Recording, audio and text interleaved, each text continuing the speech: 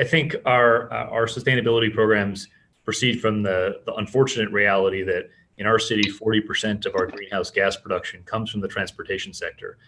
And we know that even more specifically, it's not coming from buses or trains. Almost all of that is coming from cars and trucks.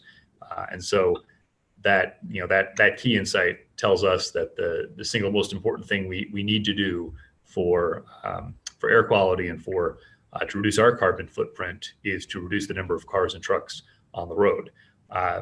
We also know that helps us achieve not just environmental goals, but it helps us improve the city's economic performance by reducing congestion.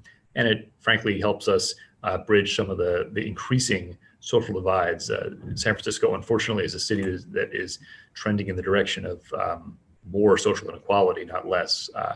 So putting that in terms of goals, we set a goal for ourselves in the previous decade of moving at least half the trips in San Francisco by some mode other than the private car. And we believe we achieved that in 2016. We do a survey every year of a representative sample of San Franciscans, and we believe that we crossed that 50% threshold of people moving by mass transit, biking, walking, or carpooling in 2016. So we're not content with 50%. We've now set ourselves a goal of 80% by the end of the next decade, and that's a big jump forward because our transit system, we don't have enough seats on our buses and trains to carry that number of people, and we don't have enough bike lanes to move that number of people by bicycle. So that very ambitious goal, a goal that no other U.S. city has reached, implies some really concrete actions in terms of transforming our infrastructure and building out the capacity of our mass transit system very rapidly. While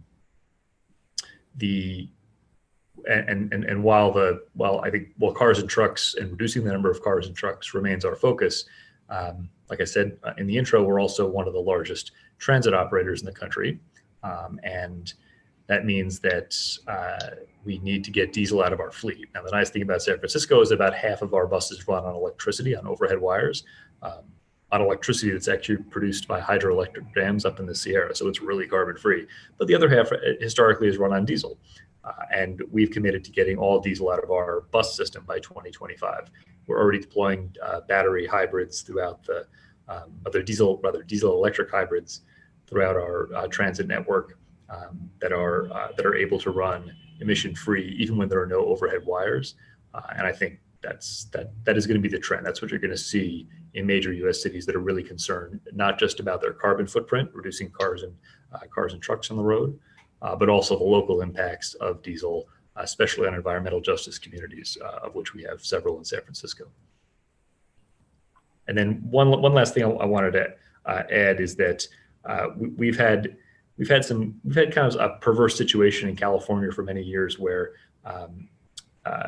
whereby cities that want to do the right thing build more affordable infill housing in the urban core where there's great mass transit and where people can walk and bike to get their destinations, have often find themselves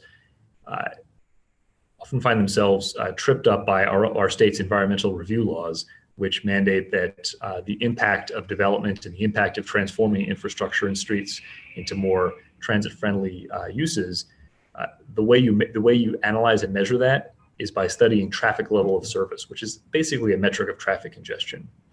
2 years ago, our city was one of the first cities in California to reject that, to say that we're no longer considering traffic congestion to be environmental impact. The way we're going to study that instead, and the way we're going to make decisions about where we house people and how we organize our precious public space on the streets, is to measure the number of vehicle miles traveled, the number of cars and trucks that development either puts on the road or takes off the road.